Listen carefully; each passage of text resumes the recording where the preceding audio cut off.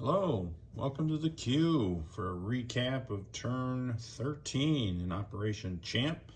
So we'll slide that over to January of 1943. So we're starting to get late in the war years. There's a look at your incomes at the moment. Pretty accurate, I believe. The tech for the Axis and Russia's side, pretty strong for Germany, and Russia's following up. And then on the Allied side, U.S. has got quite a few, but lacking in a critical few. So we'll see how that plays out for the rest of the game. Lots and lots of attacks this turn. Starting in South America, the Germans did pull back and fortify Ecuador, leaving a couple militia to fend for themselves in Peru, which were quickly swallowed up by U.S. forces. And then U.S. forces also built a counterpunch here. So looks like they might, on the next turn, maybe go for both the island, the Galapagos Islands maybe, and Peru. Who knows? Maybe they're all going here. We'll see how that pans out. Small German fleet sailing around the end of South America. I'm going to imagine, well, they don't have a port, so two of these ships can only move one. So they're not going to be up there in time, I don't think. We'll see how that plays out, but Germany is up next, so we'll see there. No convoying action. Well, I guess there was here in the Atlantic. The U.S. took another $3 punch in the face. The other subs are up north, and the big news for Germany and Russia up north was, I'm going to just set this down here and widen it maybe just a hair. Look at the crazy amount of battles. Germany on this turn actually had all these territories up to Moscow on two sides. And I think Kiev and Smolensk and Leningrad were the ones where there were Russian horde or forces held up. And they struck out from there and basically retook everything except southern Belarusia there.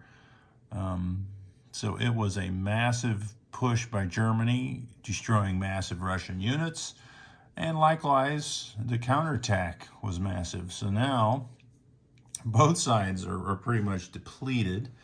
Germany's coming up next. They really don't have the forces to attack multiple fronts like they did on that last turn, but they could concentrate and wipe out any single front with ease, I believe. So we'll see how Russia survives that. And then obviously there'll be a counterattack as both Russia and Germany are losing units at record pace now. Africa, silent, not much there. India now is silent. The Japanese did not go after the monastery in Kashmir, so they'll be left to themselves.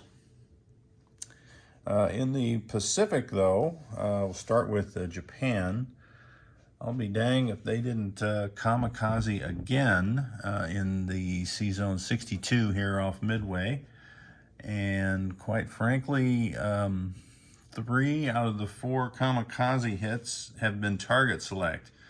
So they hit 3 fleet carriers, 2 last turn here and 2 more in this Sea Zone. So they sank 1.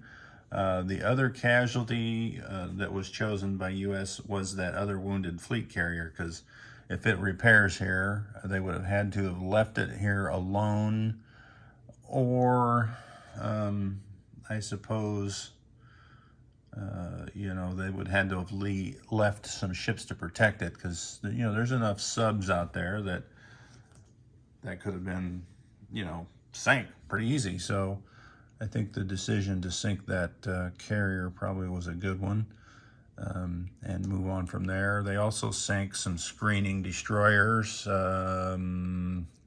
I know I marked this C zone, but I think it was up there in 42, or maybe it was down here in 59. Either way, U.S. ships went down on the Japanese turn, and following up on the U.S. turn, they also sank some screening ships. The sub neglected to stay or stand and fight, so it submerged.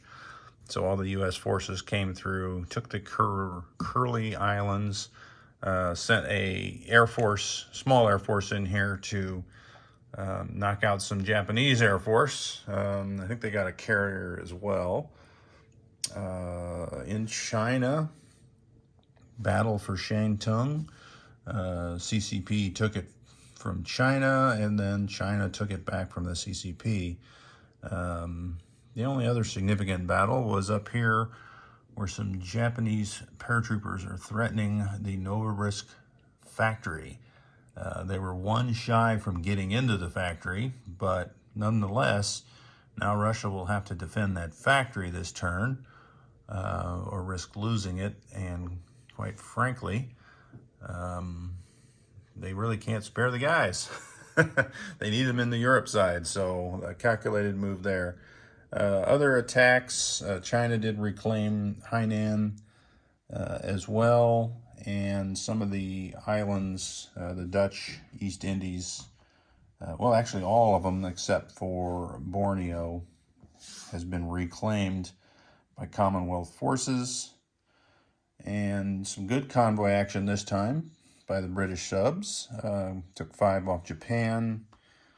And we stroll over here, and the U.S. Did relieve the Marshall Islands from their Japanese oppressors. And that looks to be about it. So we got a naval battle shaping up here in the Pacific. The entire U.S. fleet in Sea Zone 39.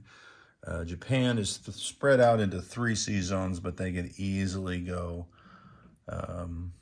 to really any spot close to Japan. So we'll see if they attack the U.S. or if they set up a defense of Tokyo. So that seems to be the obvious choices there. Casualties this round were significant. I mean, that's quite a pile there of goods and services that are no longer needed. Wanted, but they are gone. So we'll clean that up here and move on to Germany. And that will be turn 14 of January 1943, coming to a theater near you.